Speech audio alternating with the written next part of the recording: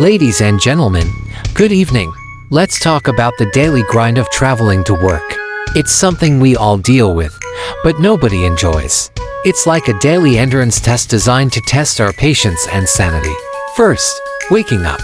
The alarm clock goes off, ripping you from the peaceful embrace of sleep. Why does it always feel like the moment you fall asleep is the exact moment the alarm decides to ruin your life? For those who drive to work, morning traffic is a joy. Sitting in a metal box, surrounded by other grumpy people in their metal boxes, it's like a moving prison. And what's with people who think indicators are just decorative lights? They switch lanes without warning, making you slam on the brakes and swerve to avoid becoming part of their carpool. The carpool lane is another story. It's supposed to be for people with multiple passengers, but some folks put a mannequin or a blow-up doll in the passenger seat just to beat the system. How desperate are you to save 5 minutes? Now, let's talk about public transportation. Cramming into a bus or train during rush hour is like a game of human Tetris.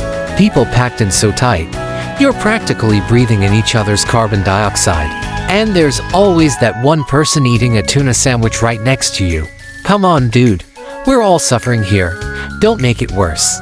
Have you ever tried to catch a train just about to leave the station? It's like a scene from an action movie.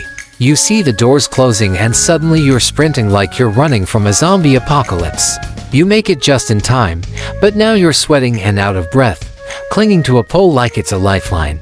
And as the train pulls away, you realize you're on the wrong line. Smooth move, hero. People who treat the bus like their personal lounge are the worst. They spread out, taking up to seats with their bags and coffee, completely unaware.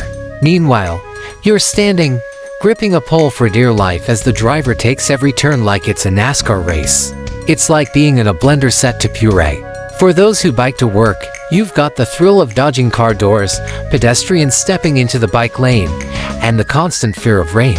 Nothing says professional like showing up to work looking like you just finished a spin class.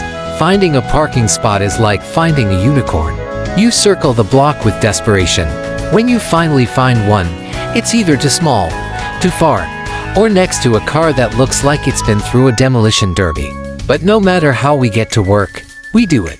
We brave the traffic, the trains, the buses, and the bikes.